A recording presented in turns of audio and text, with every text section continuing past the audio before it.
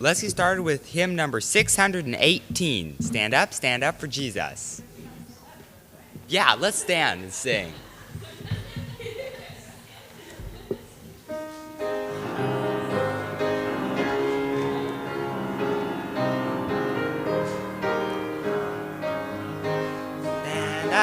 Stand up for Jesus, ye soldiers of the cross.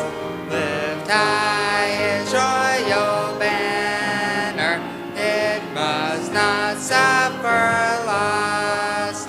From victory unto victory, his army shall he lead. Till every foe is vanquished, and Christ is Lord indeed.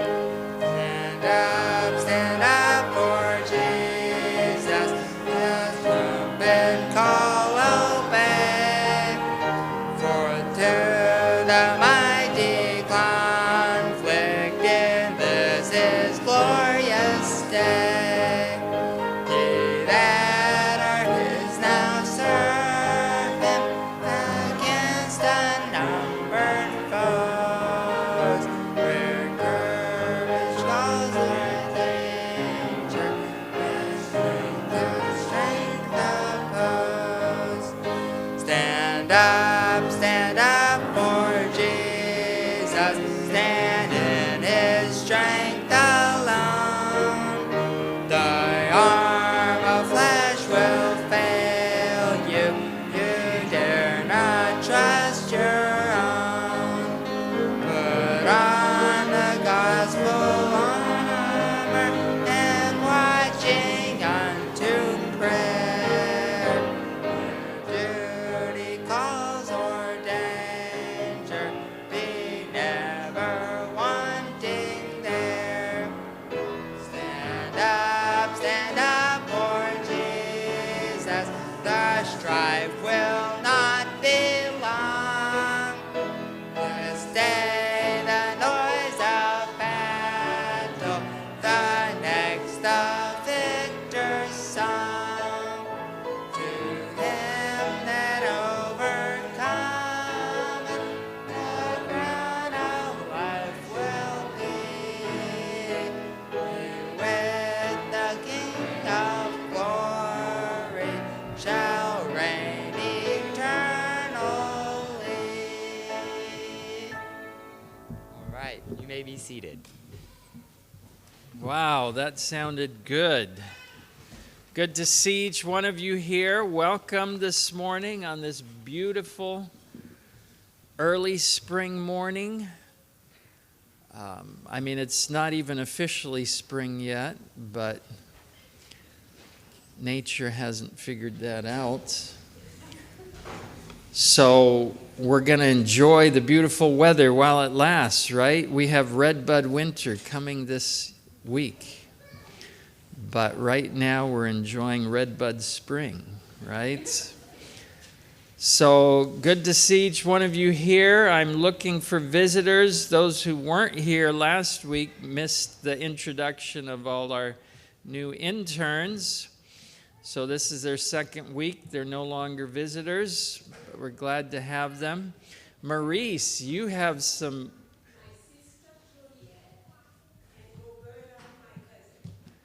So glad to have you all with us. So it's your real sister, not your sister-in-law? No. Blood relatives. Okay. Very good. Good to have you. And Richard Zuhl, it's good to see him. I don't know that we'd call him a visitor, but he's not here very often. We miss them. They're out west, but... And here's Judah. Hey, good to see you. We do have a number of announcements. The Agape Feast, well, let's just say not this weekend, but the following weekend is going to be a full one. It's Easter weekend, but Friday evening, Right at 6, because I think sundown is right at around 7, probably by next week. So how great is our God? We're going to find out some information about that. We're not going to answer that question, of course, because I don't think we can do that here on this earth. But it's going to involve this, and I don't know those in the back that can see what this is, but this is a golf ball. This is going to be very important for us to understand, at least a little bit, how great is our God. So next Sabbath evening, 6 o'clock.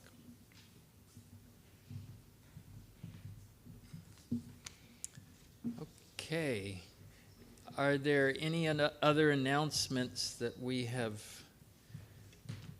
overlooked? Cynthia? Okay. Has anybody enjoyed going to ICC in the past? Okay. Well, and I thought people had, but I'll be honest, I've only got 8 applications in for ICC for this coming year, which is May 16 through 19. And I would like to have all of your registration forms in by April the 1st, if possible.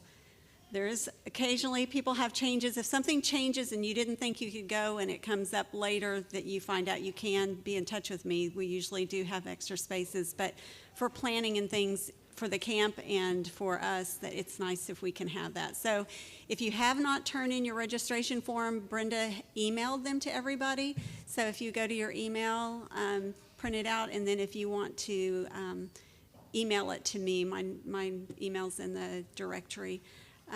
Email it to me and put in the subject line 2024 ICC. But I would like to get a few more applications in so that we had a few more people going than what I see so far. The other thing is I would like to ask for the church's prayer for our school accreditation visit this week from the conference. It's happening on Thursday. Thank you to everyone who came out and helped do things at the work bee and other things that have gotten done. But we're looking forward to, I'll say Sheila's looking forward to having this over.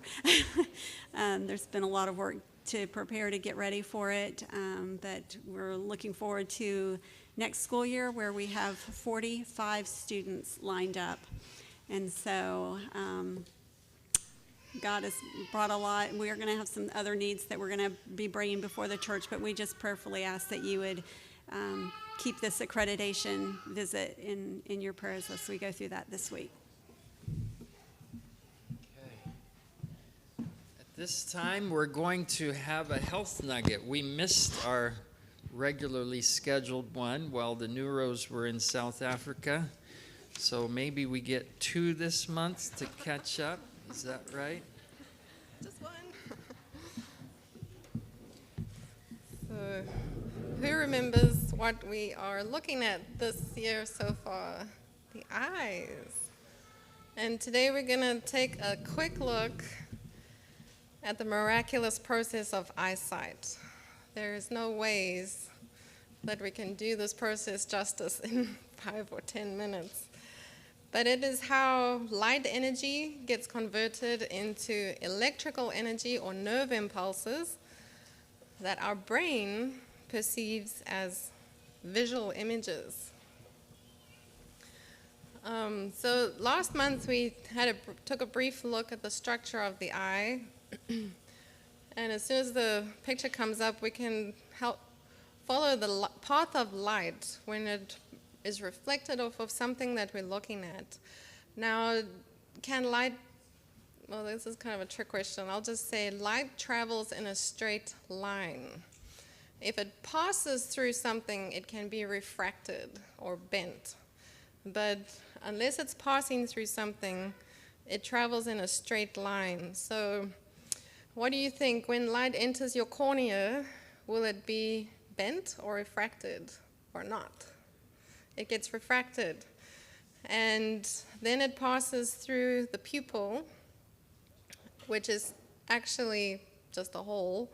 So it's passing through the aqueous humor or the jelly of the eye, and that refracts the light again. And then it passes through the lens of the eye, refracts it again, and then the light finally hits the back of your eye or the retina. just bear with me, it's a little technical. So every part of the eye that the light passes through, it refracts a little bit until it gets focused by the lens on the back of the eye, on the retina. The retina has 5 different kinds of cells that help get visual information to the brain. So I think we've probably all heard of rods and cones, right? I can see some heads nodding. You've probably heard of rods and cones. They are the best known photoreceptor cells. And when light energy interacts with complex biochemical pathways in these cells, light energy gets converted into electrical energy, and that sends a nerve signal from those rods and cone cells through other pathways on and up to your brain. So kids, one of the molecules in the cone cells is derived from vitamin A or retinol. So when your mom said, eat your carrots so you can have good eyesight, she was right. So eat your carrots. So this is a scanning electromicrograph of the rod and cone cells. There are a lot of them. Each eye has 125 million rod cells, which I think you can infer are the cream or tan ones that look more like a rod. So each eye has 125 million rod cells. They work well in low light conditions. They're important for helping detect movement, and they only transmit information in black and white. They're found more around the edges of the retina. The cone cells in this picture are dyed green. We have 7 million cone cells, so quite a lot fewer than the rod cells. There are actually 3 different kinds of cone cells, and some of them are sensitive to red, some of them to green, and some of them to blue light, and they help us see colors. So for the cone cells to work well, we need bright light conditions. So if we have a mix of all 3 colors, we can perceive white. If we have an absence of all colors, we perceive black. Now in low light conditions, at dusk or dawn, everything's on a grayscale because the cones don't react in a low light intensity. And the rods, which can react in low light, don't see color. So that's why in low light, you just see everything on a grayscale. Isn't that interesting? Now, how in the world does